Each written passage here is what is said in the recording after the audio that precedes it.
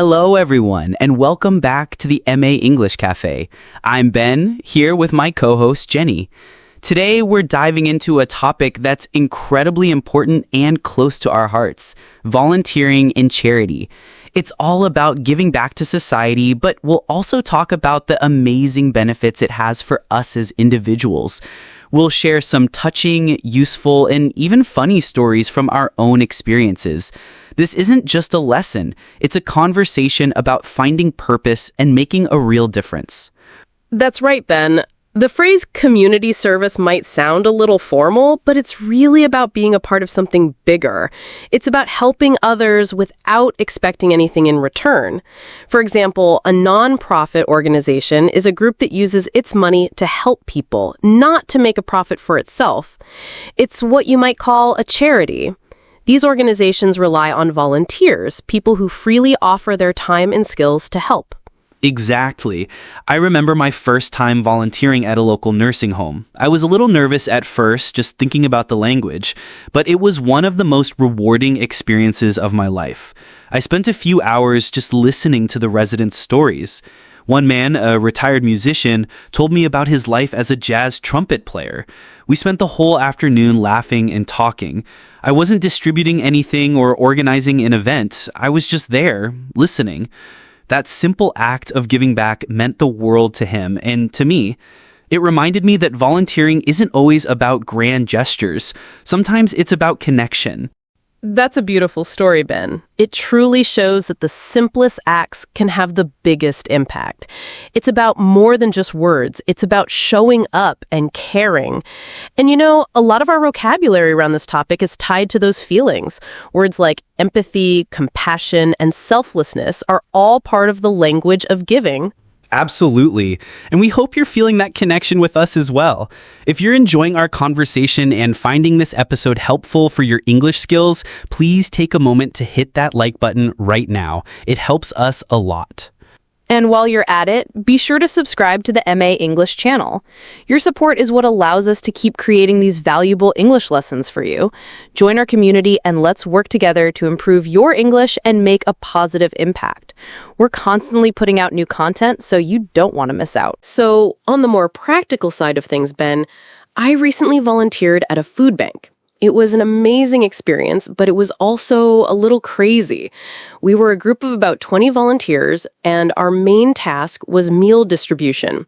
We had to pack hundreds of meals and get them ready for pickup. It was all hands on deck. At one point, I was trying to hand a box of oranges to a driver, but I accidentally dropped them all over the floor. Everyone just stopped and burst out laughing. It was a funny moment that reminded me that even when you're doing something serious, teamwork and a good sense of humor are essential. That's a great example of the reality of community service. It's not just about the big emotional moments, it's about the hard work and teamwork that goes into it. Your story is a perfect way to talk about some key terms. Food banks are such vital charities. They collect donations of food and then distribute them to people who need them. And the process you described is called meal distribution. Yes, we also got to see firsthand the importance of a charity drive. This is a campaign to collect donations, whether it's food, clothes, or money, from the public. And it often leads to a fundraising event. Fundraising is the process of asking for and collecting money for a specific cause. That's right. For example, a nonprofit organization that runs an orphanage might hold a fundraising gala to raise money for new books or school supplies for the children. That money is used to provide financial assistance to those who need it. The terms are very practical and directly related to the actions. It's about real-life impact. So true. And these concepts aren't just for people working in the charity sector. You might hear about a company that is raising funds to help a community, or a group that is organizing a charity drive. These words are part of our everyday English conversation. They help us talk about important topics with clarity and confidence. We hope you're feeling more comfortable with this vocabulary, and we have another quick reminder.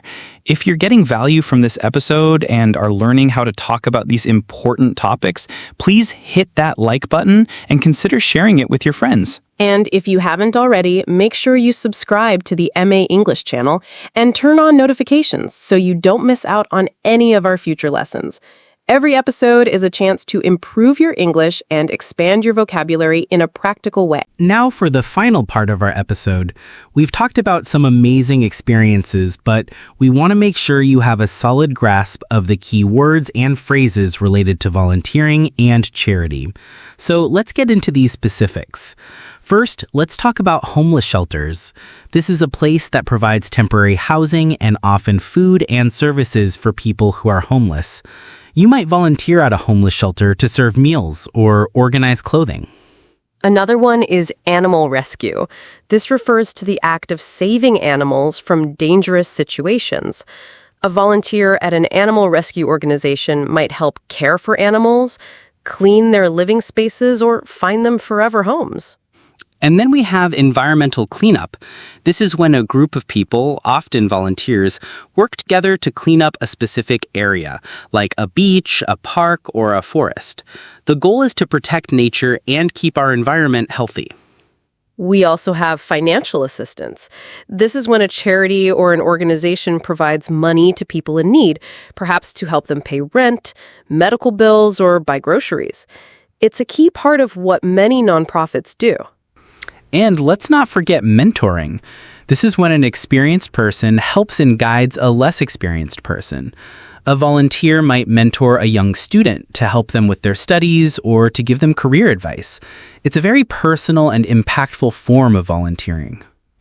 So to quickly review some of our key terms, we have food banks and meal distribution, which are all about providing food. We have nursing homes and orphanages where you can help people in need. We have animal rescue and environmental cleanup for protecting our world. And we have the broader concepts of fundraising, donations, and financial assistance. These are all words that empower you to talk about important topics. We hope this episode has shown you that volunteering is not only good for the world, but also a great way to use your English skills in a meaningful way. Thank you so much for joining us. We loved covering this topic with you. And before you go, please don't forget to like and subscribe to the MA English channel.